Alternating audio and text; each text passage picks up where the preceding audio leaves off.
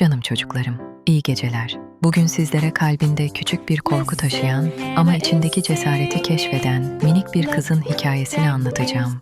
Elif ve Fısıltılı Orman. Gözlerinizi kapatın ve masal diyarına hoş geldiniz. Uzak diyarlarda yemyeşil ağaçlarla çevrili şirin bir köy varmış. Bu köyde hayal gücü geniş ama biraz çekingen bir kız yaşarmış. Adı Elif'miş. Elif'in en yakın arkadaşı ise her zaman yanında taşıdığı eski püskü oyuncak ayısı Puf'muş. Elif, evlerinin hemen arkasındaki sık ormana Fısıltılı Orman derdi. Köydeki büyükler çocukları bu ormana çok derinlere gitmemeleri konusunda hep uyarır, ormanın derinliklerinde garip sesler duyulduğunu anlatırlardı. Elif de bu yüzden ormanın kenarında oynamayı sever ama içine girmeye pek cesaret edemezdi. Bir güneşli sabah Elif bahçede Puf ile oynamanın keyfini sürüyordu. Kahkahaları havada yankılanırken aniden sert bir rüzgar çıktı. Puf, Elif'in minik ellerinden kayıverdi ve rüzgarla birlikte Fısıltılı Orman'a doğru uçtu. Elif arkasından Puf hayır diye bağırsa da nafileydi. Puf gözden kaybolmuştu. Elif'in gözleri doldu. En sevdiği arkadaşı ormanın derinliklerinde kaybolmuştu. İçini hem büyük bir korku hem de Puf'a duyduğu derin sevgi kapladı. Bir an tereddüt etti. Ormanın o ürkütücü sesleri kulaklarında yankılanır gibiydi. Ama Puf'suz bir hayat düşünemiyordu.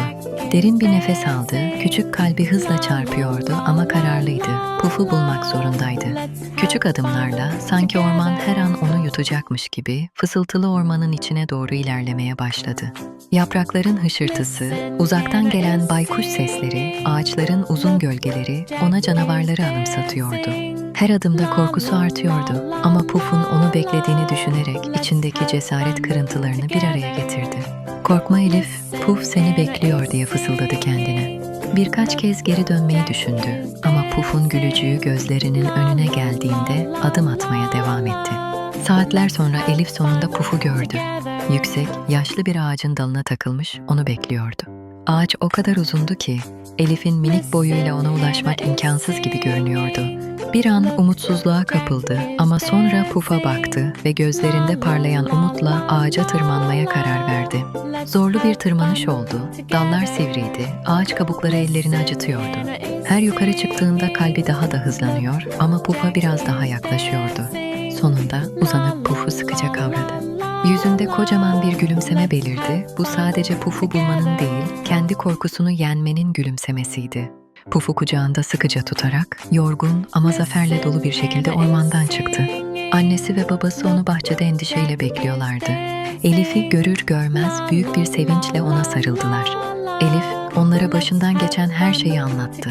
Konuşurken fark etti ki Fısıltılı Orman artık eskisi kadar korkutucu değildi.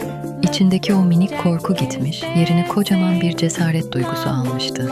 O günden sonra Elif, Fısıltılı Orman'ın kenarında Puf ile daha cesurca oynadı. Çünkü biliyordu ki cesaret korkmamak değil, korkuya rağmen adım atmaktır. Ve Elif küçük bedeniyle bu büyük dersi öğrenmişti. İşte böyle canım çocuklarım, hepimizin içinde bir kahraman yatar. Önemli olan onu keşfetmek için ilk adımı atmaktır. Unutmayın, cesaret korkunun olmadığı yer değil, korkuya rağmen devam etme gücüdür. Şimdi gözlerinizi yavaşça kapatın ve en güzel rüyalara dalın. İyi geceler, tatlı rüyalar. Seher abla Masal Dünyası'nda nice güzel masallarla buluşmak üzere. Sevgiyle kalın.